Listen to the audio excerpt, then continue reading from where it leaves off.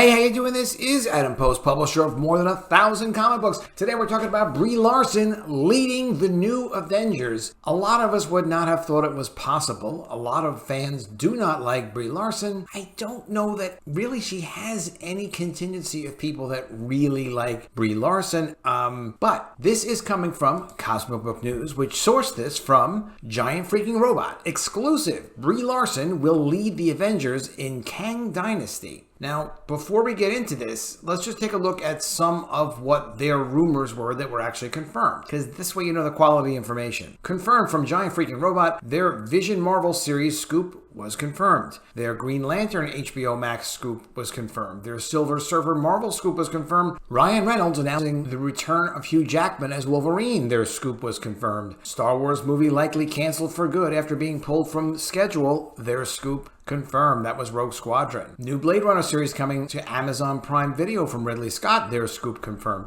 And it goes on and on and on. So a lot of their scoops do actually get confirmed. So you can expect there's a pretty good chance that Brie Larson will be leading the new Avengers. Let's get into this article. Before we do, please be sure you are subscribed to the channel. Click the bell for notifications. Give me a thumbs up when you like it. You guys have been great. You're really letting me do more and more of these cool videos. Brie Larson, new Avengers leader, says rumor. Fits with Kevin Feige's previous comments depending on what is getting released at the time. A new rumor claims that Brie Larson and Captain Marvel will be the new leader of the Avengers in the upcoming Avengers the Kang Dynasty movie. The rumor again comes from Giant Freakin Robot, which we just looked at, who provided the recent info about the Vision Quest series coming to Disney+, and who also says Henry Cavill will appear as Superman in Justice League 2, which seems extremely likely, and that Man of Steel 2 will erase Zack Snyder's Superman Zod ending. The site doesn't provide further details about Brie Larson leading a team of the new Avengers in Kang Dynasty other than stating it won't be Anthony Mackie as the new Captain America leading the team. Frighteningly, this actually does make sense, doesn't it? Let me know what you think in the comments below. The rumor might have some validity, as Kevin Feige has previously said pretty much the same about Brie Larson and Captain Marvel in the MCU. Kevin Feige changes his tune depending on what is getting released. While promoting the release of Captain Marvel, Kevin Feige did say Brie Larson's Captain Marvel will not only be the most powerful character in the MCU, but will also be at the forefront of the entire MCU. What a plan, because she was so well received, I guess. However, Feige did change up his tune following the release of Avengers Endgame and prior to the release of WakandaVision, where he said that Scarlet Witch is the MCU's most powerful character. So apparently, depending on what Feige is promoting, it will be more than likely a different story. So now with Elizabeth Olsen and Wanda out of the picture following the release of Doctor Strange in the Multiverse of Madness,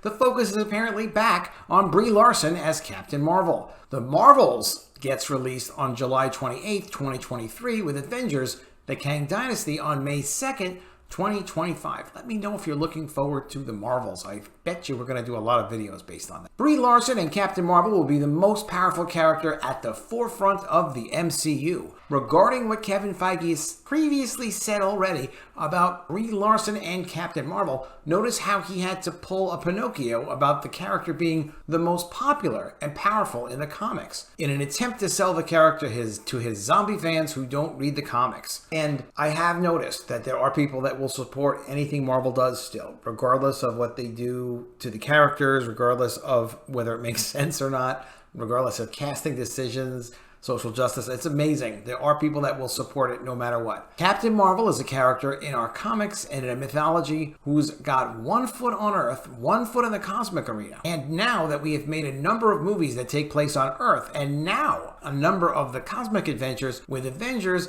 and with Guardians of the Galaxy and with Thor, we thought it was the right time to finally introduce Captain Marvel to the world. She's one of the most popular characters in our comics. She's not. She's one of the most powerful characters in the comics and will be the most powerful character in the Marvel Cinematic Universe. Notice here how Feige says audiences are, which is a term that is definitive and forces it down fans' throats. This is just not about somebody who's incredibly powerful and can fly around and shoot photon blasts out of her arms. It's somebody who's very human. She did not appear very human at all in Captain Marvel, who is very vulnerable and who has multiple dimensions. And when we found out that Brie Larson might be interested in joining this world, she came in, we had a number of meetings, we pitched her this idea, Could you imagine being in those meetings? She was a huge fan of the character in the comic. And one of the highlights at my career at Marvel was introducing her at Comic-Con and having her coming out on stage and stand there literally with almost everything else from our universe. And there she was at the forefront. And it was a great foreshadowing of not just for how audiences are going to embrace Brie as this character, but also for how Captain Marvel is about to take the lead and be at the forefront of the entire cinematic universe. This doesn't look like a good idea. Audiences embrace